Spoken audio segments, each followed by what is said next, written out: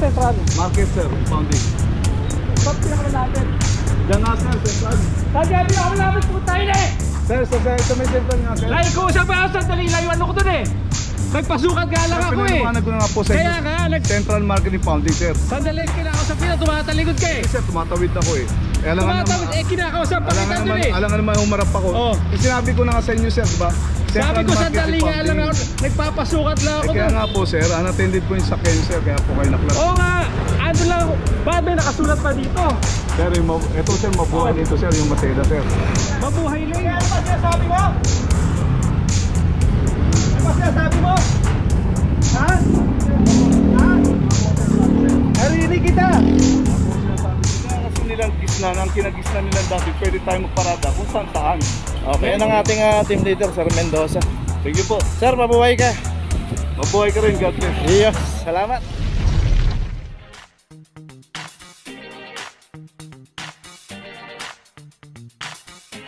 Papajo TV! Location natin Maseda, corner Espanya Boulevard. Yung pagtawid ng Espanya Boulevard. Dito may isang Mitsubishi Galant ang naklamp dito, pulang driver, phone number 2327. Yun yan, at pinaradahan nito mayroong garahe. At kung taga rito man siya, dapat pinasok na lang doon sa loob ng garahe habang hindi pa gagamitin para hindi po naka-obstruct dito.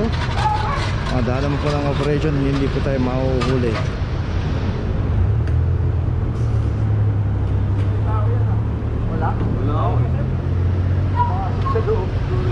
So yun, may tao raw kanina kaso pumasok nga raw sa loob. Sayang, hindi pa pinasok sa loob ng garahe. Okay, may notice na, tuloy na po tayo.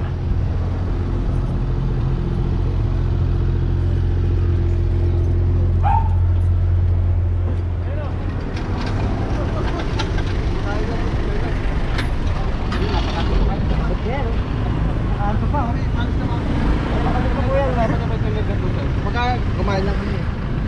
Doon po yung leader namin doon kasama. Location natin Makiling corner Maseda. Dito naman isang Nissan Terra. Ayun nga, kumain lang doon sila kuya rito.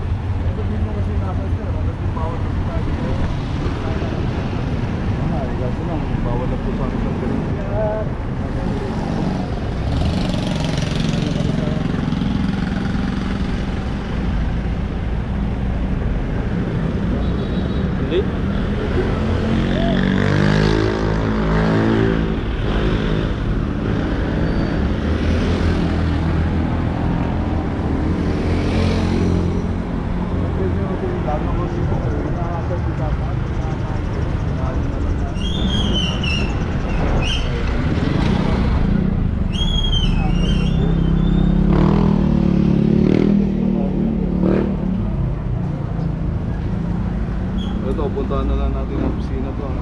Yan lang sa may central. Commute muna tayo.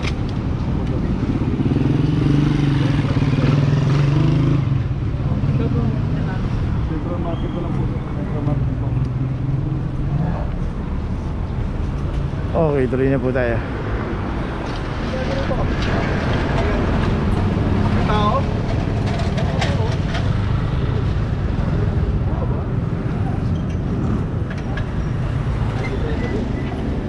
Location natin Maseda, corner Simon.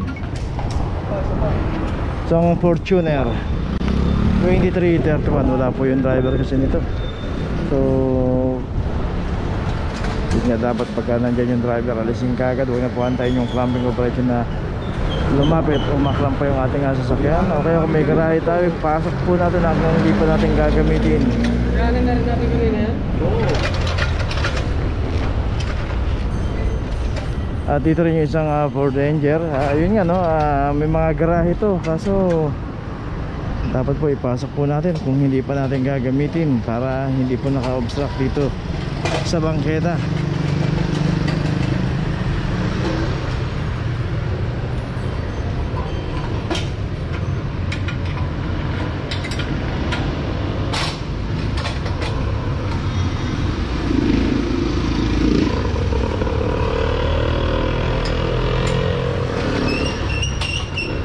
Sinisigurado lang po maigpit para hindi po basta-basta kakalas yung pagkakaklam.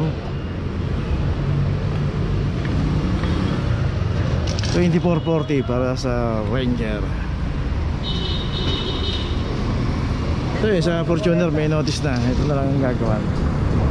Ulitin po natin, advantage po pag may mga garahe tayo, gamitin po natin. Huwag muna natin i-balantra dito sa bangketa o sa kalsadong ating mga sasakyan.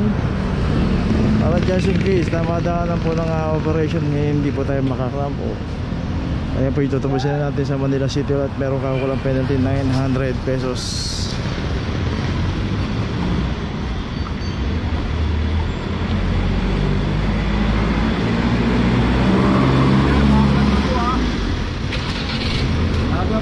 So yun, sinakyan in-start.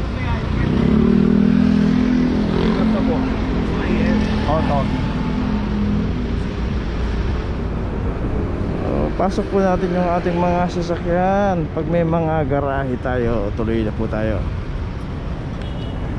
Location natin Maseda, corner Maria Clara. 2330 para sa isang expander.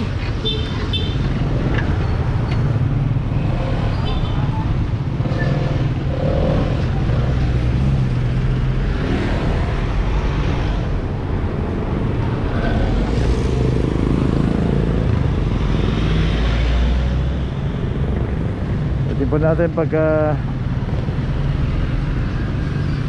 dito po sa operation ng clamping, random po yan, umiikot po yan at kung sino po yung madadatnan at aabutan na walang driver, mati na po yan.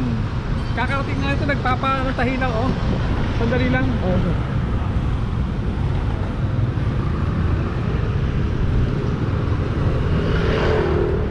So yung darating lang to. Kakarating ko na, nagpano lang ako ng pagtalon, nagpaparepair lang.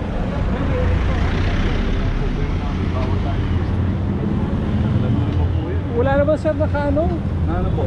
Nagpapasandali lang, kakapasok ko lang namin.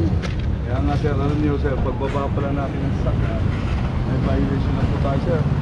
Obstruction, legal parking. Wala pa akong 5 minuto, diba? Pag ano? Huwag po natin i-rason sir, kaya nga pinapaliwanag ko nga po Oo sa nga, inyo. na ano ko yun. Pinapaliwanag ko sa inyo, unattended po yung sakyan nyo, kaya po Oo. tayo naklang. Ito mga tao yan. Ano lang nagpapanood ko ako ng ano, hindi ko na may iwan kung nagpasukat lang ako ng ano. Puntahan na natin ng official sir, sa amin kasi bawal Sa ang paano ba ako kung andito yung ano ko? Mag-commute tayo sir, papunta doon. Saan to? Yan na sir, Central. Saan? Pwede rin po dyan sa Central sir. Saan Central? Market sir, pounding. Saan pinakamalapit? Diyan nga sir, Central. Saan kaya pinakamalapit po tayo na eh? Sir, sa may Central nga sir. Dahil ko usap ako sandali lang yung ano ko dun eh. Nagpasukat nga lang ako eh. Pinaliwanag ko na nga po sa inyo. Kaya nga, Central Marketing Pounding sir. Sandali. Sa Central Tumatalig ka na ako sa pina, tumatalikod ka eh. Hindi sir, tumatawid ako eh. Alangan Tumatawid, kinakausap pa kita dun eh. Alangan naman humarap ako. Oh. Sinabi ko na nga sa inyo sir, di ba? Sabi ko Marketing sandali nga lang ako, Pounding. nagpapasukat lang ako Kaya dun. nga po sir, unattended po yung sakyan sir, kaya po kayo naklat. Oo nga, ando lang ako. Bakit may nakasulat pa dito? Sir, ito sir, mabuhay dito sir, yung Maseda sir. Mabuhay lane. Opo. Asa yung mabuhay lane nakasulat? Ayun sir. Oh. Ayun sir. Asan? Ayun sir, no parking. Oh. Both side to sir, bawal tayo dito.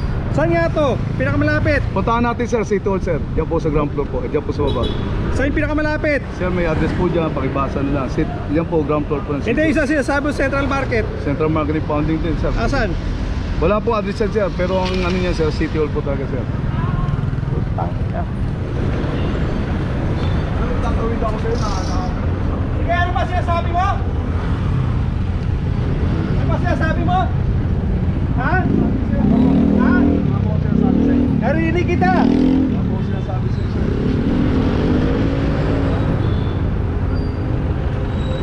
Ako pag-isak yan. Ano naman ba ito hangap? Hawak mo yan dun. Tutok lang yung video. Ayun, nag-alis si sir regarding nagpapa sukat lang daw siya doon, pero yun nga, naka-obstacle to sa mabuhay lane. At yun, nandun naman lahat po yung detalye doon sa notice, mababasa naman po natin lahat yun. Nahanap niya yung pinakamalapit, Central Market, Impounding Office, o kung gusto niya sa Manila City Hall. Okay, location natin Maceda, corner Espanya Boulevard. At yung ito yung views daw, nandito lang daw na naghahakot kaso wala po yung driver dito at naka-obstruct dito. Mabuhay lang po kasi itong kahaba ng Maceda. From number 2324. At dito nga makikita natin merong terminal ng mga tricycle dito. Dito po yung toda nila. So dito po sila nabigyan ng permit. Kaso ang problema, yung isang views dito pumarada rito. So yun, ganoon naman po. Pagka nandiyan naman po yung driver sa loob ng sasakyan na hindi naman po basta-basta kinaklam at pinapalisa lang. Pero sa case na to wala po yung driver rito, kaya naklam. May notice na, tuloy na po tayo. Okay, nandito na ngayon tayo sa opisina ng clamping sa impounding dito sa Central. Dito na po nagtatapos ang ating vlog. Maraming salamat po sa mga subscriber, sa mga viewers, sa mga napadaan po sa ating channel. Maraming salamat po sa mga suporta nyo. Sa mga hindi pa po nakakapag-subscribe, subscribe na po tayo mga kabayan. Maraming salamat po. Mabuhay!